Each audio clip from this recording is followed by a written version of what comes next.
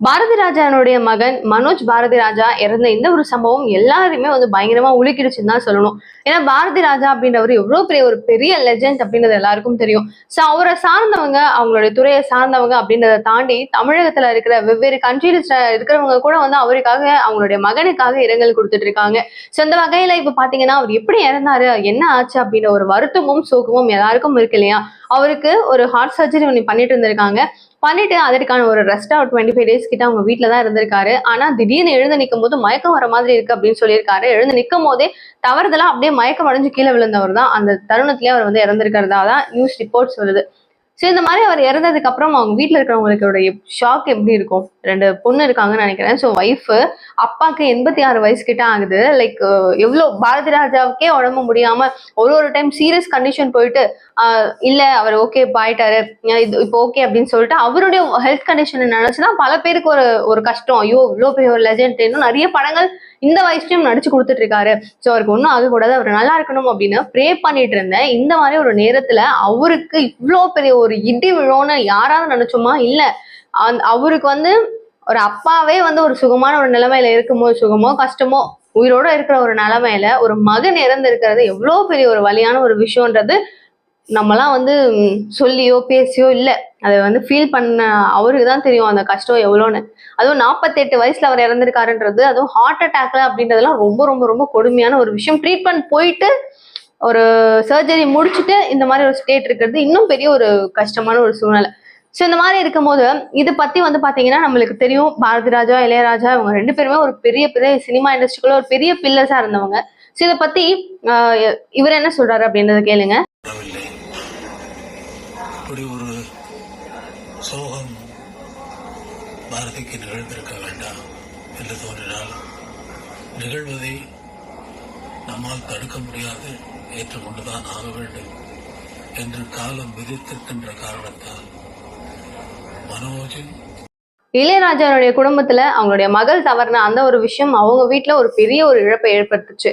அதே மாதிரி பாரதி ராஜாவுடைய வீட்டுல இவரு இறந்த ஒரு விஷயம் வந்து ரொம்ப பெரிய ஒரு கொடூரத்தின் உச்சம் அப்படின்னு தான் சொல்லணும். கடவுள் தான் உங்களுடைய ஃபேமிலிக்கு ஒரு ஸ்ட்ராங்கான ஒரு ஸ்டெப்பனான ஒரு தைரியத்தை கொடுக்கணும். ஸோ இந்த மாதிரி இருக்கும்போது வடிவேல் அவர்கள் வந்து நிறைய விஷயங்கள் ஷேர் பண்ணியிருந்தாரு. நான் அந்த மாதிரி வந்து ஒரு ஃபங்க்ஷனுக்காக வந்திருக்கேன், ஒரு ஊர் திருவிழாவுக்காக வந்திருக்கேன், இந்த மாதிரி விஷயங்கள் கேட்கும் போது எனக்கு ரொம்ப கஷ்டமா இருக்கு. நாங்க வந்து நம்ம எல்லாருமே பேசுற மாதிரி தான் பாரதி ராஜா சாருக்கு தான் உடம்பு சரியில்லை, அவர் ரெக்கவர் ஆகி வந்துடும் அப்படின்னு நினைக்கிற இந்த ஒரு விஷயத்துல, இந்த மாதிரி ஒரு சூழ்நிலையில இந்த ஒரு செய்தியை கேட்கும் போது என்னடா வாழ்க்கை அப்படின்னு தோணுது அப்படின்னு சொல்லிட்டு ரொம்ப ஃபீலிங்கா ஒரு பதிவு பண்ணியிருந்தாரு. இது கூட வந்துட்டு ரீசெண்டா பாரதி ராஜா சாருக்கு வந்துட்டு ஒரு ஹாப்பி பர்த்டே செலிப்ரேஷன் அப்படின்னு சொல்லி சூப்பரா பண்ணியிருந்தாரு. அதுல மனோஜும் ரொம்ப சிரிச்சுக்கிட்டு பயங்கர ஆனந்தமா இருந்த அந்த தருணம், அதை நீங்களும் பாருங்க.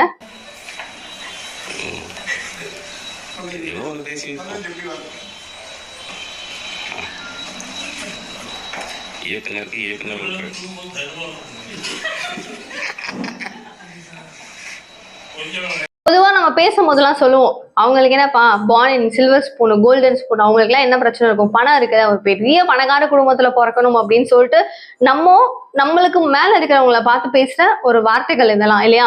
இந்த மாதிரி வார்த்தைகள்லாம் அசால்ட்டா யூஸ் பண்ணாலும் அவங்களுடைய நிலைமை அவங்களுக்கு தான். இப்ப கில்னா எனக்கு தான் வலிக்கும் அப்படின்றது சும்மாவா சொன்னாங்க.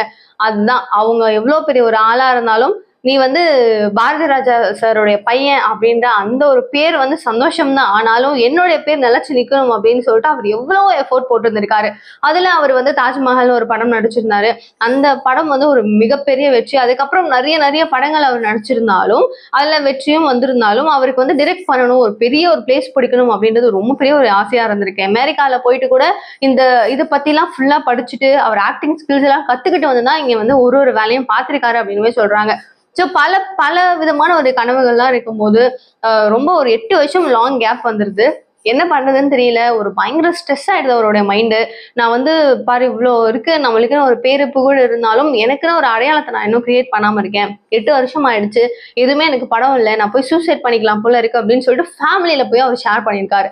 ஸோ ஃபேமிலியில சொல்லும் போது என்ன பண்றாங்க அவங்க வீட்டுல, நீ வந்து அப்படிலாம் ஒரு முடிவு பண்ணக்கூடாது, நீ ஸ்ட்ராங்கா இருக்கணும் அப்படின்னு சொல்லிட்டு அவங்களுடைய மனைவி, வீட்டில் இருக்கிறவங்க எல்லாம் அப்படியே அவரை தாங்கி தாங்கி இவ்வளவு தூரம் கொண்டு வந்து திரும்பவும் சில படங்கள்ல எல்லாம் நடிச்சிருக்காரு. விருமன் படம் லாஸ்ட்னு நினைக்கிறேன் அவருக்கு. ஸோ இந்த அவர் நடிச்ச படங்கள்ல அது மாதிரி குட்டி குட்டி கேரக்டர்ஸ்லாம் அவர் பண்ணி ஓரளவு அப்படியே கொஞ்சம் தாங்கி தாங்கி வந்து ஒரு 18 இயர்ஸ் ஆஃப் ஜேர்னிக்கு அப்புறம் டைரக்ட் பண்ணணும் அப்படின்னு சொல்லி நினைச்சு ஒரு படத்தை வந்து இயக்கி முடிக்கிறாரு. அதுல பாரதி ராஜா சாரும் வந்து நடிக்கிறாரு. அவருக்கு ரொம்ப ஹாப்பி ஆயிடுச்சு. ஐயோ நீ சூப்பரா பண்ணியிருக்கிறா, இவ்வளவு நாள் வந்து நான் உன்னை வச்சு உனக்கு ஹோப் கொடுக்காம போயிட்டேனே, உனக்கு இவ்வளவு திறமை இருக்கா அப்படின்னு சொல்லிட்டு அவர் ஆனந்த கண்ணீர்லாம் விட்டதாகவும் சொல்லப்படுது. சரி, இந்த மாதிரி இருக்கும்போது இவருடைய பேர்ல மனோஜ் பேர்லயும் வந்து மனோஜ் கிரியேஷன் சொல்லிட்டு ஒரு ப்ரொடக்ஷன் ஹவுஸ் இருக்கும்போது இவரு கதையை வச்சுக்கிட்டு வேற வேற இடங்கள்ல பல பேர்கிட்ட போய் கேட்டுட்டு வந்திருக்காரு.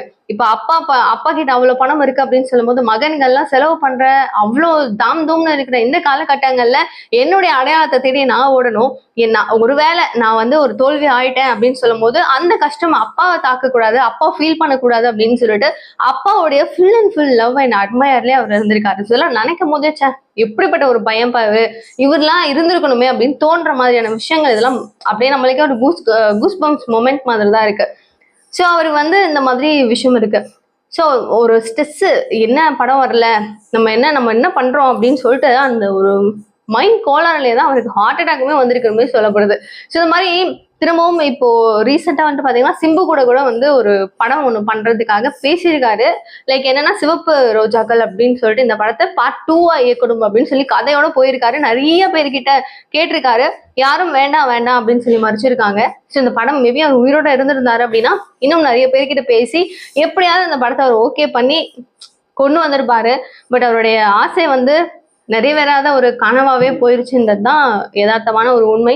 ஸோ அவரை பார்க்கறதுக்காக, அந்த உடலை பார்க்கறதுக்காக நீலாங்கரையில இருக்கிற வீட்டில் வச்சிருந்திருக்காங்க. ஸோ நிறைய அரசியல் பிரமுகர்கள், அண்ணாமலை ஆகட்டும், மு.க. ஸ்டாலின், சினிமா பிரபலங்களான சூர்யா, ஸோ அவருடைய தம்பி கார்த்தி, விஜய், டிவிக்கு தலைவர் விஜய் அப்படின்னு சொல்லிட்டு பல பேர், எக்கச்சக்க கூட்டம், சமாளிக்க முடியாம அழுதுகிட்டே இருக்காராம் பாரதி ராஜா. ஸோ அவரை பார்க்கறதுக்கே அந்த வீடியோஸ்ல பார்க்க உண்மையா என்னாலலாம் பார்க்கவே முடியல. ஸோ நீங்க எந்த அளவுக்கு ஃபீல் பண்ணீங்க இந்த நியூஸை கேட்டு அப்படின்றத ப்ளீஸ் கமெண்ட் பாக்ஸ்ல சொல்லுங்க. நிறைய விஷயங்கள் பேசலாம், தொடர்ந்து பேசலாம். தெரிஞ்சுக்கணும்னு நினைச்சீங்கன்னா, அப் டு டேட் எல்லாமே உங்களுக்கு விஷயம் கேரி ஆகணும்னு நினைச்சீங்கன்னா சேனலை சப்ஸ்கிரைப் பண்ணிக்கோங்க. தேங்க்யூ ஸோ மச் ஃபார் வாட்சிங் திஸ் வீடியோ. பாய்.